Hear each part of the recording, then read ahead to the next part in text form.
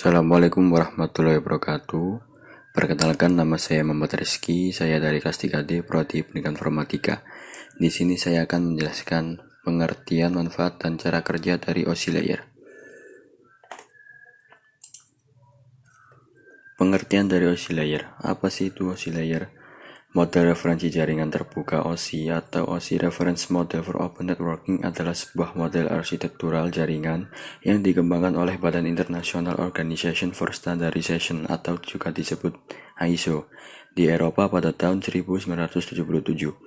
OSI sendiri merupakan singkatan dari Open System Interconnection. Model ini disebut juga dengan model 7 lapis OSI atau OSI 7 layer model.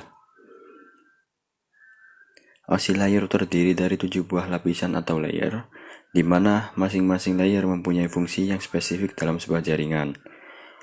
OSI layer disebut sebagai lapisan karena memang model referensi OSI ini diciptakan berlapis-lapis. Lapisan-lapisan pada OSI layer ini dibuat dengan tujuan agar setiap paket data dalam sebuah jaringan bisa melewati layer tersebut sebelum pada akhirnya bisa saling terkoneksi satu sama lain. Beranjak ke 7 lapisan OSI layer. Terdapat dua bagian dari OSI layer, yaitu upper layer atau host layer yang lebih fokus pada aplikasi pengguna dan bagaimana file direpresentasikan di komputer. Yang kedua, lower layer atau media layer merupakan inti dari komunikasi data melalui jaringan aktual. Gambar tersebut adalah struktur dari OSI layer. Lanjut ke manfaat OSI layer. 1. Memudahkan untuk memahami cara kerja jaringan komputer secara menyeluruh. Yang kedua, breakdown persoalan komunikasi data untuk mempermudah troubleshooting. Yang ketiga, memungkinkan vendor atau pakar untuk mendesain dan mengembangkan hardware atau software yang sesuai dengan layer tertentu. Yang keempat, menyediakan standar interface bagi pengembang perangkat yang melibatkan multi-vendor. Sedangkan yang kelima, memudahkan pengembangan teknologi masa depan yang terkait dengan layer tertentu. Kita akan beranjak ke fungsi OSI layer. Yang pertama, physical, berguna untuk mengartikan media transmisi jaringan, metode pensinyalan, sinkronisasi bit, arsitektur jaringan, topologi jaringan, dan pengkabelan.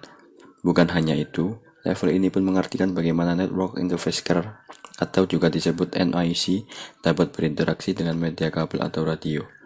Yang kedua, data link, berfungsi untuk memastikan bagaimana bit-bit data disatukan menjadi format yang disebut dengan frame. Perangkat-perangkat jaringan ini yang di data link layer seperti hub, bridge, switch, dan repeater.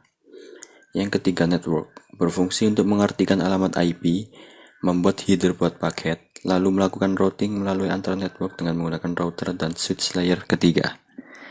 Yang keempat, transport layer, yaitu berfungsi untuk membagi data kepada paket data dan memberikan nomor urut ke paket-paket itu sehingga dapat disusun kembali pada sisi tujuan setelah diterima. Yang kelima, session layer, berfungsi untuk mendefinisikan bagaimana koneksi dapat dibuat, dipelihara, atau dihancurkan. Yang keenam, presentation layer, berfungsi sebagai mentranslasikan data yang akan ditransmisikan oleh aplikasi ke dalam format yang dapat ditransmisikan melalui jaringan komputer. Yang ketujuh, application layer. Lapisan ini menjelaskan spesifikasi untuk lingkup di mana aplikasi jaringan berkomunikasi dengan layanan jaringan, menyediakan jasa untuk aplikasi pengguna. Kita beralih kepada protokol-protokol pada OSI layer. Yang pertama, physical layer. Layer physical ini berhubungan erat dengan fungsi pensinyalan, serta merupakan layer yang paling dekat dengan hardware atau perangkat keras jaringan secara fisik. Yang kedua, data link. Yang pertama ada PPP, Point-to-Point Protocol. Yang kedua ada SLIP, Serial Line Internet Protocol. Yang ketiga, network layer, yaitu ada IP, ada ARP, ICMP, dan IGMP. Yang keempat, transport layer, ada protokol TCP dan UDP. Yang kelima, session layer, yaitu ada NetBIOS, NetBEUI, dan SPDU. Protokol keenam yaitu presentation layer, Telnet, SMTP, dan SNMP.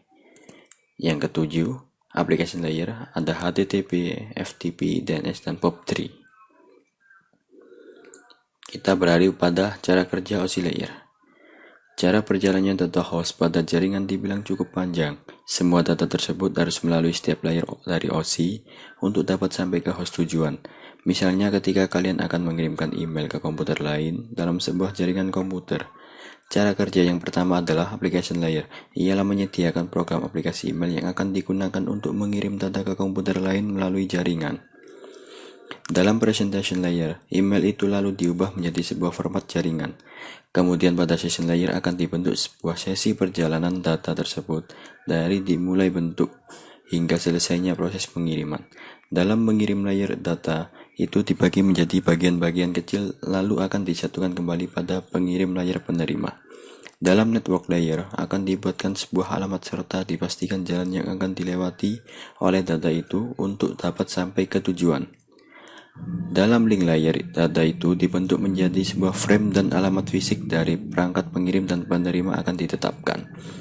Lalu dalam layer physical layer mengirimkan data untuk melewati sebuah medium jaringan menuju ke lapisan transport si penerima. Lalu kemudian alur yang sama terjadi pada komputer tujuan namun dimulai dari layer paling bawah atau layer physical layer hingga ke layer paling atas application layer.